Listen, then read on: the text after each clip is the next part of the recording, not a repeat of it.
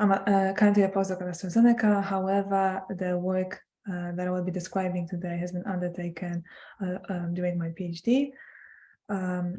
So we've had this work currently published recently in August, and so it's my pleasure today to present on using sequence data to predict the self-assembly of supramolecular collagen structures.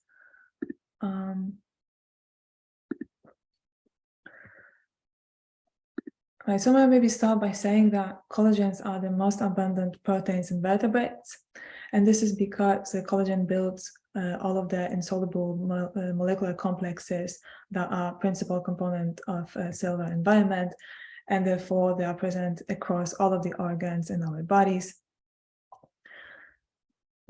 And another thing that is important to mention is that collagens are multimeric proteins, meaning that they are composed of monomeric subunits called alpha chains, and alpha chains has quite a simple repeatable sequence, GXY, when X and Y states for an amino acid, and this triplet of GXY is repeated several times. Most of the alpha chains for fibrillar collagens have around 1,000 amino acid residues. And then to construct a protein, we need 3 alpha chains, so 3 chains come together to build a triple helix, and they could be either identical in the sequence or they could be different, and when we combine them we have a triple helix. And then the properties of the triple helix, and in fact the properties of the sequences of underlying alpha chains, determine the types of the structure that is going to be formed by the collagen protein. So depending on the amino acid sequences, we can have different substructures. And why is it important to study collagen and assemblies of the form?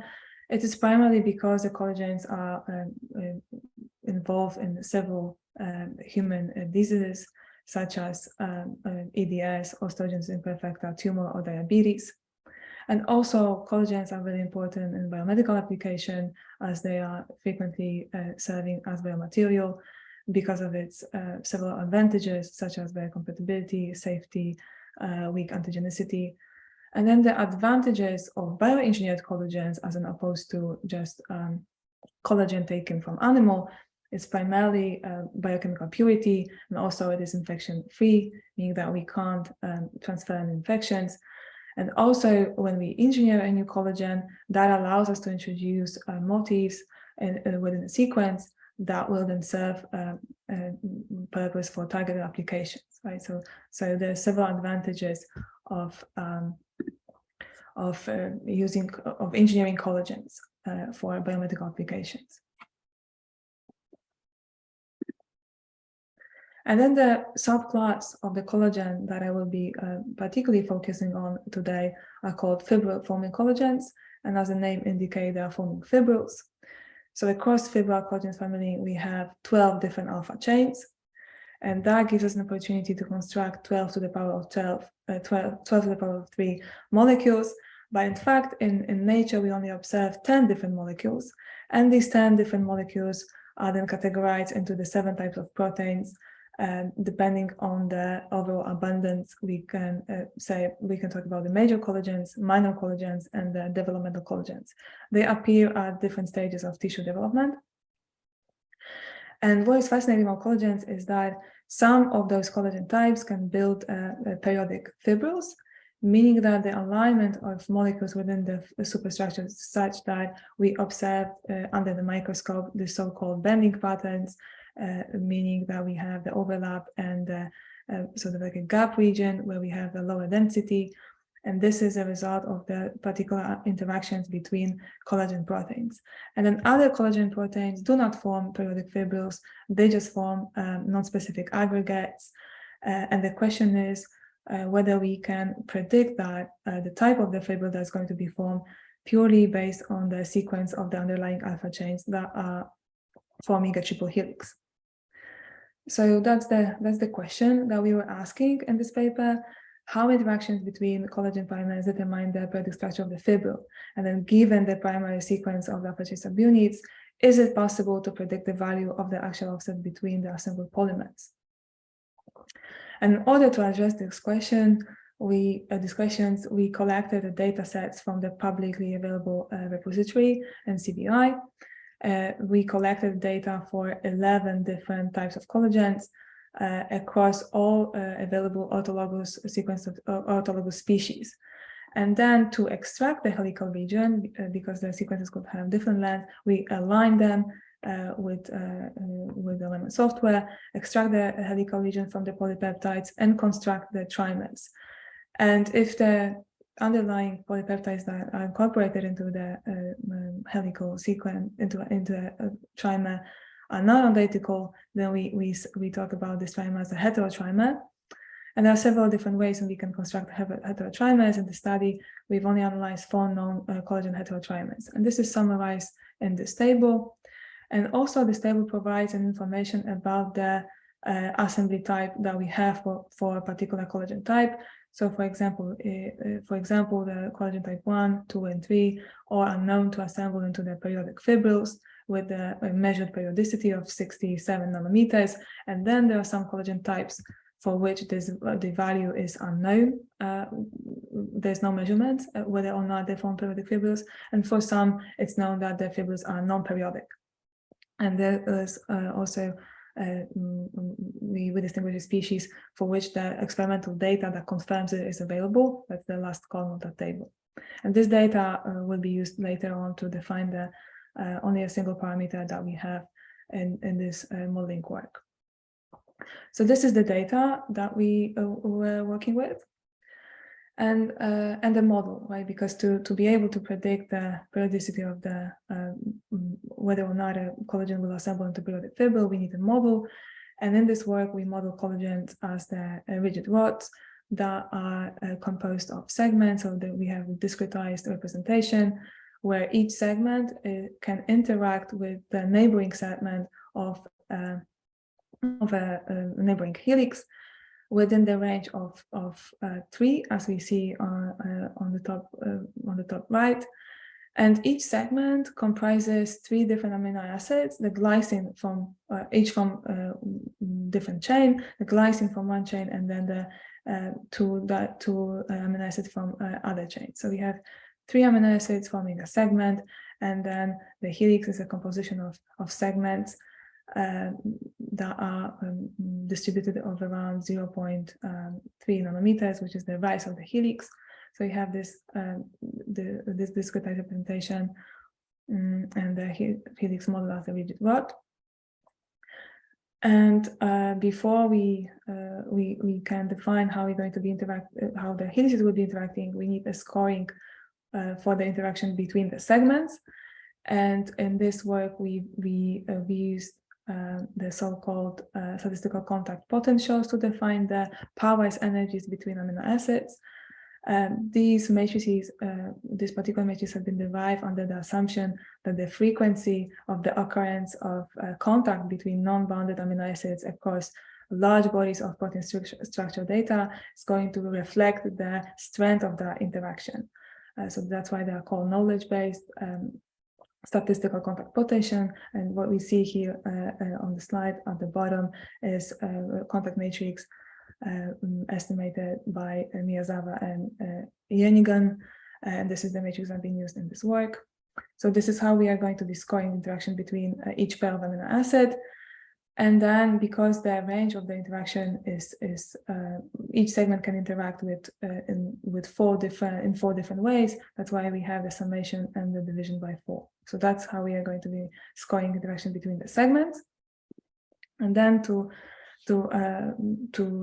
account for interaction between 2 collagen proteins, we will just simply define a container that is going to be storing all of the interaction across all possible pairs of amino acids, and then shift the molecule with respect to another, compute all possible pairwise interaction, and then apply a matrix that it was going to define the range of the interactions that we care about. And I already told you that that is going to be 3 segments. This is because this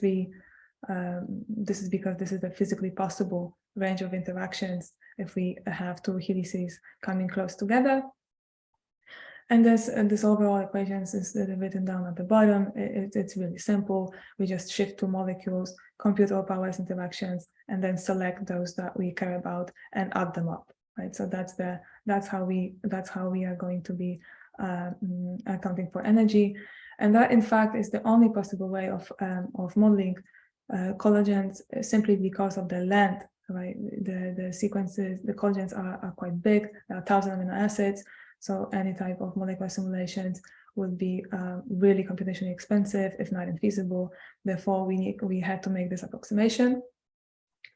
And then to model more than 2 collagen molecules, we've developed this model that we see on the plot B and C, in which we are going to select the reference molecule, which is marked in red, and then we would shift all of its possible nearest neighbor by the constant distance, by the same distance delta x. So it's going to be a periodic shiftment. And then what we've done, we've defined the repeating unit as the minimum number of molecules that are shifted with respect to the reference molecule, differently shifted with respect to the reference molecule.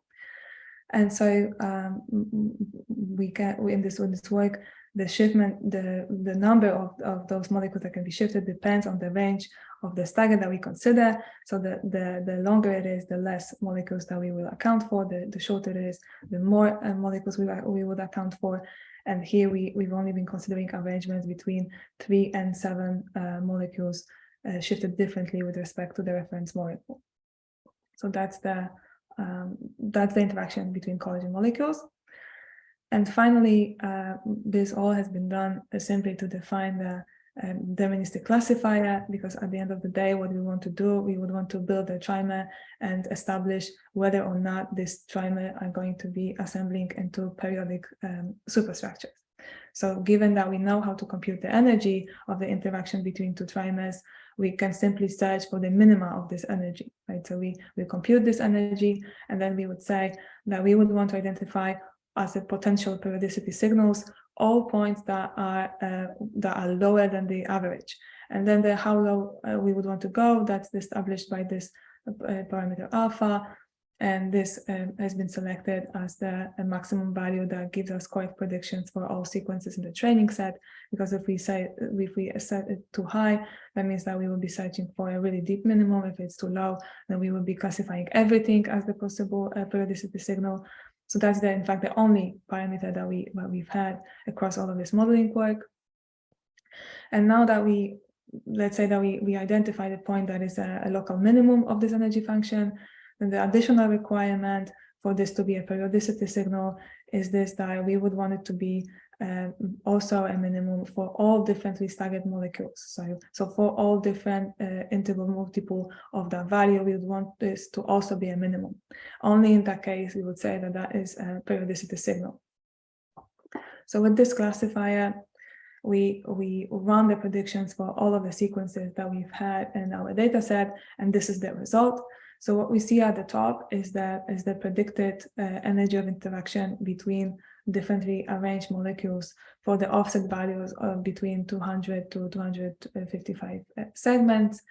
And as I can see, for collagen at the top, we don't see any minimum, any periodic minimum. And this type of collagen does not form periodic fibrils, whereas for another collagen type, collagen type 1, we see that we have a drop in the energy of interaction, and this type of collagen builds periodic fibrils.